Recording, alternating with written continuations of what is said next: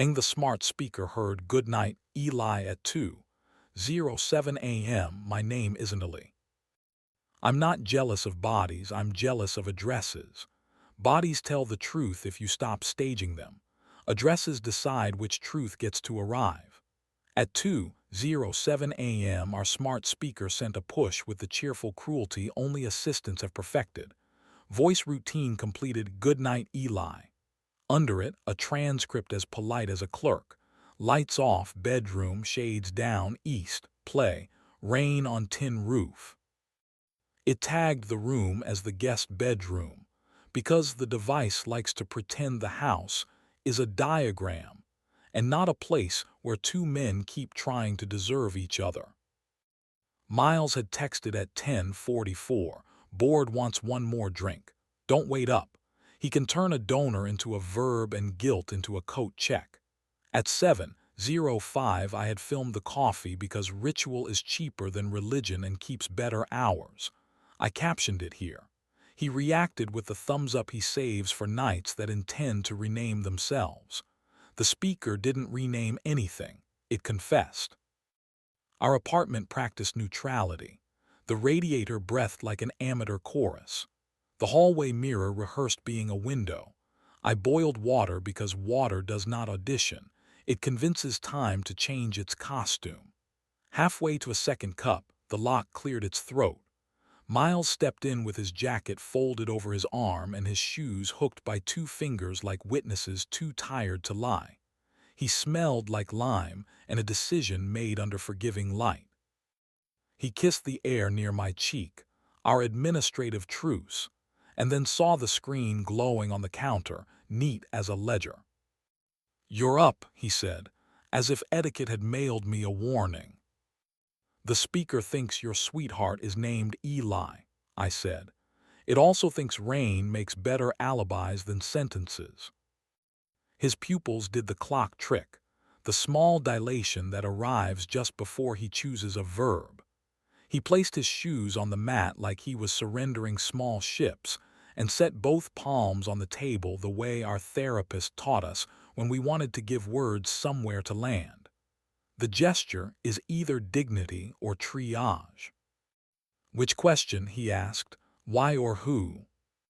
"Why?" I said, because Matt, my emergency adult, kicks me under imaginary tables when I lead with names.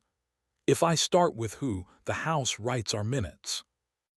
Miles looked at the patch of wall where the paint keeps wanting to retire without ceremony. "Because the scene wouldn't land," he said.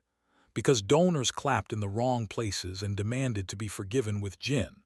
Because the lark turned the volume up when money wanted to hear itself think.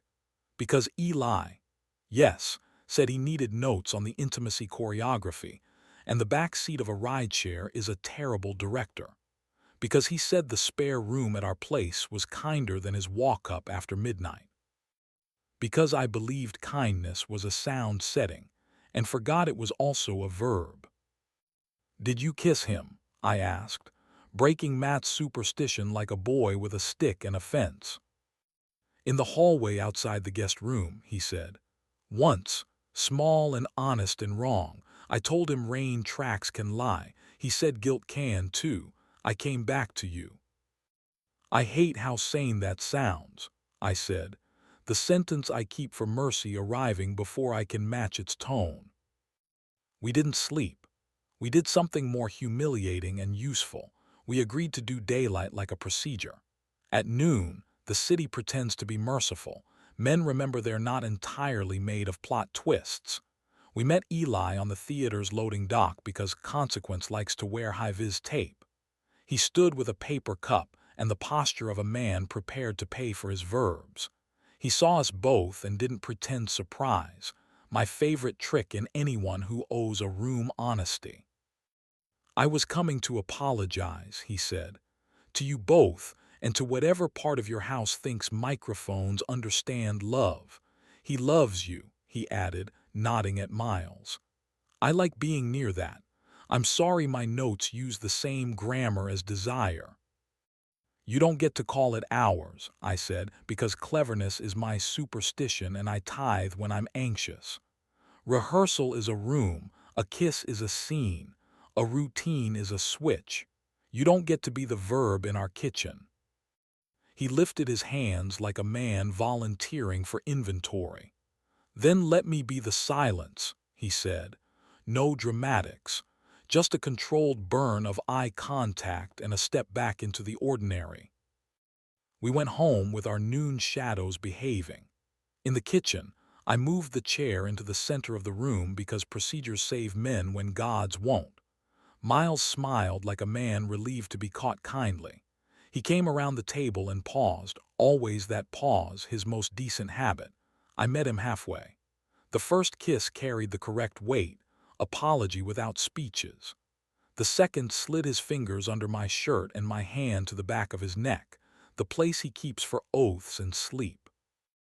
We didn't conduct a ceremony, we used heat as a system.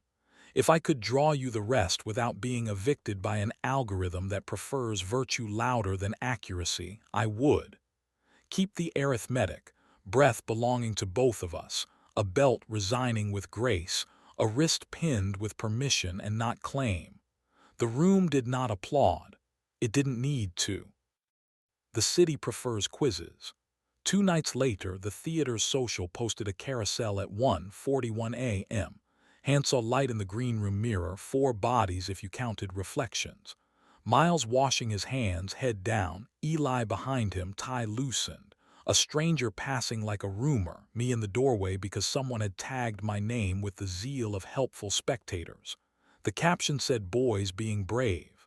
Comments did what comments do. I typed nothing. I faced the phone down and let the table learn boredom again. When Miles came home, he handed me his phone without instructions. Delete or archive, he said. I don't want new grammar. You don't need me to erase your verbs, I said. He rested his forehead against mine like a paperweight on a better draft. 3 days later, the email arrived with fonts that have never had to apologize to a kitchen. Residency, 7 days, quiet rooms, kind windows. Miles forwarded the PDF with every map attached, which is how you know a man has learned where courage keeps its receipts. I want to go without disappearing, he wrote. I'll send pages, not alibis. When I get back, ask me what I wrote before what I did. I taped 2 lines under the lemon magnet because props still save us when God is off shift. Addresses in the open. A good night here voice note every day. He added a third in careful mess. If an I can't is coming, it happens where both of us are. Night 1. Wind and a sentence I decided to believe. Today the table forgave me. Night 3. Nothing, and my thumb became the worst teenager in the world. I opened the speaker app and stared at the list of recognized voices until the names surrendered and admitted they were only waveforms, not prophecy. I toggled guest bedroom to no routine after midnight and moved the chair instead. At 8:12 he called with a voice that made the kettle think there might be a God. I almost kissed a window, he said. It didn't know your name. I closed the blinds. He came back with a suitcase that didn't slam and 2 pages he treated like animals. They're not good, he said. They're mine, I said, and we performed our small religion. Paper kettle, the room showing up without needing to be convinced. He slid his hands under my shirt from behind, slower than contrition, faster than nostalgia. Here, he said into the bend of my neck, which is the only word left that has never demanded witnesses. We tried boring. We failed gracefully. We tried again. Eli learned to stand at the back of the house with his arms crossed like a man paying the bill he owes himself. He clapped exactly once after the intimacy scene. He didn't text. Neither did we.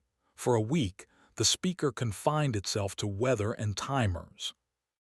Tests return because the world is thorough when it thinks you've studied. At 12:16 a.m., the speaker offered a suggestion with the confidence of a designer who has met only agreeable kitchens. New bedtime routine available, safe house with Eli. The tile showed 2 small icons, rain track and dimmer, stacked like polite sins. I stared until the pixels remembered they were just light. I long pressed and pressed forget voice. The app asked if I was sure. I was. I did it anyway. At 1:01 the lock exhaled. Miles came in with rain in his hair and a sentence ready. He walked me to the bus stop, he said. We didn't rehearse anything. He wanted to return a notebook. I returned the idea instead. Do you want to hate me now or later? I prefer now. I like the way you come back from it. I'm tired of coming back, I said. I want to stay. He nodded and deleted Eli's access to the speaker, not as spectacle but like a man returning a key to the correct drawer. He touched my jaw with 2 fingers, the intimacy director's sacrament, repurposed for domestic faith, and the gesture landed where it belonged. We went to bed without performing an essay on forgiveness. We used our mouths the way men do who still prefer heat to cleverness. The room did not applaud. It didn't need to. Weeks alter even honest bruises. The speaker learned please and thank you again. The green room's mirror retired from amateur journalism. The city kept making rooms that want to pronounce us. I kept the kettle and the chair we move when words try to riot. On a Tuesday afternoon, a shared folder invitation arrived in my email. Breath Maps contact notes. Members, Miles, me. Sender, Eli. The preview showed a whiteboard with arrows pointing to muscle groups and verbs for consent in 4 tenses. I let my eyes do the smallest treason and declined the invite. Some tools are too proud to be harmless. Miles found me at the sink and placed his palm on the counter like he was keeping paper from curling. He thinks transparency is penance, he said. I think breakfast should be an achievable ritual. Keep breakfast, I said. Return penance. We invited 2 friends and the habit of normalcy to dinner. The speaker minded its job. It thought sincerely about timers. After dishes, we played Matt's 3-minute game. Speak until the beep, don't interrupt, answer as if time were expensive. When the oven confessed our minutes were gone, Miles stepped closer and asked, not with spectacle but with grammar, if he could touch me. I said yes. I won't map the rest. Algorithms get nervous around accuracy. Keep the simple inventory. 2 bodies that kept their nouns. A breath we shared because we asked. A door that remembered the difference between greeting and granting. Another retest arrived dressed as kindness. At 12:22 a.m. the app chirped. Night sound detected laughter. Suggest turning on rain on tin roof. The waveform showed 2 voices, one mine, one the house trying to make us feel supervised. I declined, which is to say I let the room be a room and the night be a night. At 12:49 the lock sounded tired of pretending. Miles came in with his hands empty and his mouth unarmed. Eli sent a photo from the wings, he said. Caption said, "We're good." I didn't answer, I won't. Do we move the chair? I asked. We can look at it, he said. We stood together with our hands on the back of it like men praying without telling the room the name of their God. Then we let go and went to bed and chose warmth the way you choose a word you don't intend to regret. Morning behaved.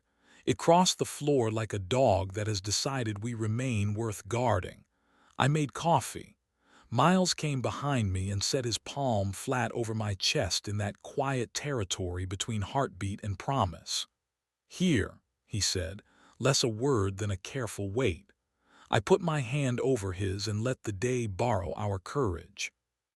By noon, the theater posted a still from the talkback, Miles' mid-laugh profile kind. Eli beside him, listening like attention is a sport he trains for.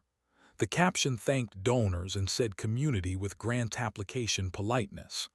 I allowed myself the smallest treason, measured the angle of an ankle toward a chair. I didn't show Miles. He knows that posture better than I do. He knows how to unlearn it when it matters. We tried boring again and got better at it. The speaker learned to ask less and answer more. The chair returned to the wall and stayed there unless a knight wanted honesty in the middle of the room. The residency house mailed a postcard with a charcoal window and 3 lines in Miles's careful mess. Ask me what I wrote before what I did. Please don't let the house memorize the wrong verbs. Save the rain for sleep. I pinned it under the lemon magnet like a clause we intended to honor. The last test was stupid and therefore sharp. At 12:31 a.m. the app lit up. Routine triggered, goodnight Eli, device, guest bedroom. I froze. Then I remembered the speaker's second microphone, the little puck we moved to the closet last spring when we were pretending to reorganize. I opened the floor plan on my phone, dragged the puck into the hallway, renamed it Not for Guests, and toggled off voice recognition. The app asked if I was done. I said yes like a man, paying a bill that refuses to learn. When Miles came home, he set his keys down with the reverence of someone who had decided to stop paying interest on a bad debt. He texted, he said. I didn't answer. I walked him to the stage door. He shook my hand like an adult. I came home. Do you want tea? I asked. I want the sound of the kettle, he said. We didn't need the chair. The room remembered us without it. He kissed me like a promise that understands math, slow interest, decent principle, and I will not draw you the rest. The speaker did not volunteer a soundtrack. It learned to love the quiet. Tomorrow we'll try again. Devices will offer quizzes dressed as care. Guest codes will pretend they're verbs. Eli will exist where he exists, a person, not a villain. Donors will clap in the wrong places. The city will keep inventing nights that want to name us without asking. But when Miles says here, my body has stopped auditioning for suspicion. If another hour offers me a transcript with a name that isn't mine, or a routine that thinks it can curate our mouths, I hope I remember the handful of humiliating, useful acts that got us through this one. Put water on. Move the chair when words try to riot. Ask why before who. Hold the breath before contact and let it finish being the scene. Then wait for the lock's small throat clearing like it's the first note in a song we can still tune to. We didn't get away with anything. We stayed. We are still staying. The speaker can keep its rain. The river can keep its absolutions. The lobby can keep its glass. We'll keep being the address. Or, on the nights we can't, the map that admits its misprints and still shows the way back. Past the awning that thinks it's a sentence. Past the elevator's red dot that loves its own memory. Into a kitchen where a chair knows what it's for. A kettle keeps its 7:05 appointment, and 2 hands that have done worse learn again how to touch without asking the night to edit.